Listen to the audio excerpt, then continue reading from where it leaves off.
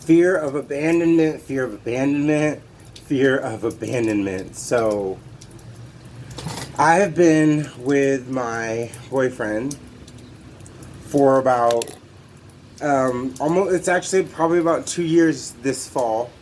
We've been on and off, of course. Every time we've been off has been because of some craziness, my craziness typically, my BPD. He actually was the first one to diagnose me. Um, he was like, I think you have borderline personality disorder. And I was like, fuck you. I think you're an idiot and I think you're crazy. Lo and behold, I have borderline personality disorder. So after multiple stays in psychiatric facilities, they diagnosed me with borderline. I was really happy to get the diagnosis because it meant that I had somewhere to start. It meant that I had some information on what the fuck was going on with me. So let me rewind. My name is Darian Legrone. I was born in Grand Rapids, Michigan, and around 7 or 8, I experienced a traumatic event, molestation. Okay, if I'm gonna do this, I might as well be honest. It was definitely rape. I'm still dealing with accepting what happened to me and the fact that it was out of my control. Now, due to that, I suffer from, I have a loss of memory. Like, from that age, I don't really remember much before that and during that event and even a little bit after that event. But needless to say, my mom moved to California when I was 7, and I stayed with my father here in Michigan for a year, which is when I suffered from the traumatic event. And then she moved me out to California to be raised and to grow up. So I grew up in California from then pretty much until about 2 years ago when I decided I wanted to move back to Michigan to get in touch with my roots, or so to speak, or what have you. And so I have just been around a couple of blocks. Like, I know some shit. You know, I've lived in Northern California, the Bay Area. I have lived in LA. And so I know people. I've been around people for a very long time. And I know that I am a hard person to be around due to my BPD. Or was a harder person to be around. Now that I've started my recovery, I've become a lot less of a disruptance. Or, yeah, I've become a lot less of a disruptance. I've become a lot less of a nuisance. Now I just seem like someone who's in a struggle. And while my struggle is always, it's constant, it never stops, I know that this is my big thing in life that I have to overcome. You know how, like, when you're in your 20s and you're wondering, you see all these people with these ailments or what have you, or people going through really just horrendous things, and you think, my life is so good. Oh my God, you know, when am I going to have to overcome something? Well, this is my something. And little did I know, third person omniscient, little did I know, I was going to be diagnosed with borderline personality in my 20s. So here I am now trying to deal with it. And fear of abandonment. Fear of abandonment is one of the 9 traits that make up a person who is borderline. So, borderline personality disorder is purely our unstable emotions and stormy relationships and stormy moods.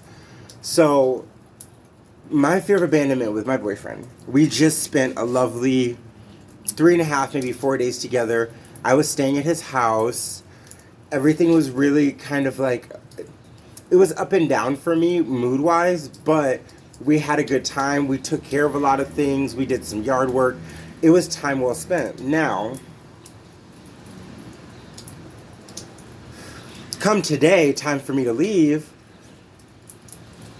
This morning, I woke up at 8 a.m., like ready, packed all my things up, and was like, okay, you know, I'm ready to do this. But I have not been ready. I was not ready. I don't think I was ever going to be ready to say bye to him for what, 2 or 3 days? This is not okay. How I'm feeling right now about missing him is not okay. I feel like I'm never going to see him again. I feel like our goodbye was a real goodbye. Just because I'm leaving from his house for a couple of days does not mean he is abandoning me. I need to say this to myself because it is so fucking difficult for me to just calm down and realize that no one and nothing is abandoning me right now. So since he's dropped me off, we've had 2 phone conversations. And each conversation kind of like centered around my fear of abandonment. And I'm just like, you know, I'm feeling really distant from you. Like, obviously I can't see him. So obviously there's some distance. Obviously, you know, we don't miss each other already. Like, he obviously, I'm sure he misses me a little, but obviously I know he's relaxing. He's kind of chilling in his space. And I'm having a hard time doing that same thing. So I tried to play the video game. It didn't work. I tried reading the big book on BPD. It didn't work. I tried doing some labor work with my father. It didn't work. And now I'm back at square one where I'm like fighting off this fear of abandonment.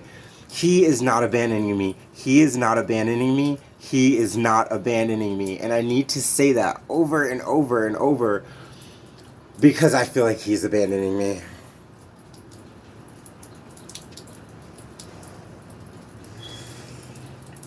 It's hard, this borderline life. Fear of abandonment, whether it is imagined or somebody really is leaving us, it is the hardest thing to manage. This and splitting.